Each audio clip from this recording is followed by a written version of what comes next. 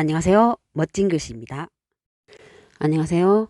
네, 저번 시간에는 우리말 글자 형태 중에서 세로획을 기둥으로 하는 서 있는 삼각형 형태 쓰는 법을 말씀드렸습니다.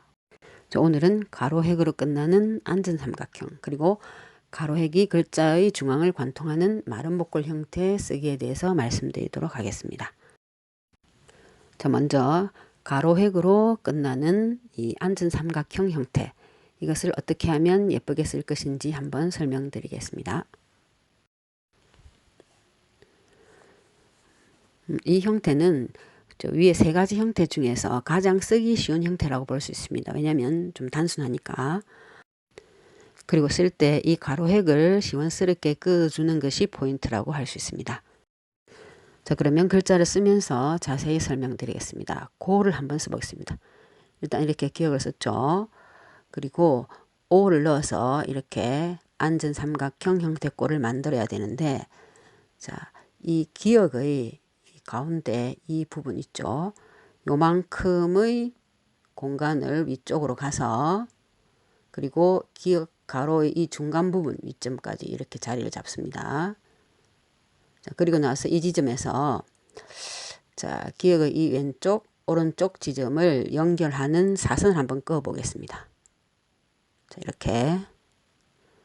그리고 이쪽도 요 지점을 지나치게 해서 긋겠습니다. 자, 그리고 나서 O를 쓰는데 살짝 올려서 이렇게 해서, 그리고 가로의 길이는 이 사이에 속하도록 이렇게 긋겠습니다. 이런 형태 같은 경우는 이 가로획 밑에 다른 획이 없기 때문에 주로 오, 요, 으 이런 모음으로 끝나는 글자들이 해당되겠습니다. 다음은 소를 한번 써보겠는데, 이 시옷이 모양새가 조금 다른 글자 두 개를 써보겠는데, 자, 이런 경우는 약간 옆으로 퍼졌죠. 시옷이. 그렇기 때문에 이 모음을 붙여 써도 결국은 글자 모양이 이렇게 가로로 좀 퍼진 형태가 됩니다. 자, 이렇게 되죠. 자, 그 다음에 좀 갸름한 시옷을 써보겠습니다. 자, 이렇게 쓰면은 확실히 길이가 좀 세로로 긴 소가 되죠. 자, 이렇게 해서 이 지점 연결해서 이렇게 해서 확인해 보고 가로획도 이렇게 끄면 되겠습니다. 네, 이렇게 약간 가로로 퍼진 글자든지 아니면 세로로 좀 갸름한 글자든지 간에 이 앉은 삼각형 형태를 쓸 때는 꼭 기억해야 될 것이 하나 있습니다. 자, 그게 뭐냐면, 자, 이 자음 있죠. 이 시옷 자음의 가로 길이를 우리가 A로 일단 생각해 보고, 그 다음에 O, 모음의 이 가로 길이를 B라고 해봅시다. 자, 이렇게 할 경우에 항상 A보다는 B의 길이가 길어야 된다는 것을 기억해야 되겠습니다. 그래야지 이런 형태가 만들어집니다. 자, 실제 사례를 한번 볼까요? 자, 이 노 같은 경우는 앉은 삼각형 형태를 어느 정도 갖췄죠. 그런데 고를 보니까 자, 실제로 그면 요렇게 이 사이에 들어와야 되죠. 근데 이 오를 너무 급하게 뺀 것 같습니다. 그래서 조금 더 이렇게 앞쪽에서 뻗쳐서 이렇게 쓰면은 예쁜 글씨가 될 것 같습니다. 자, 다음은 가로획이 글자의 중앙을 지나가는 마른 목골 형태를 어떻게 하면 예쁘게 쓸 수 있는가 한번 설명을 드리겠습니다. 자, 이 형태는 두 가지의 경우가 있습니다. 자, 첫 번째는 받침이 없는 글자인 경우입니다. 자, 이런 경우는 모음 우라든지 유로 끝나는 글자가 해당되겠습니다.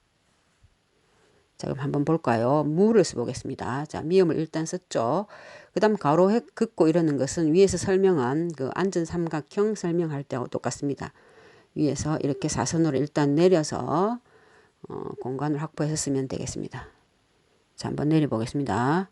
자, 이렇게, 그리고 여기 또 통과하게 긋습니다. 자, 그리고 일단 가로획을 긋겠습니다.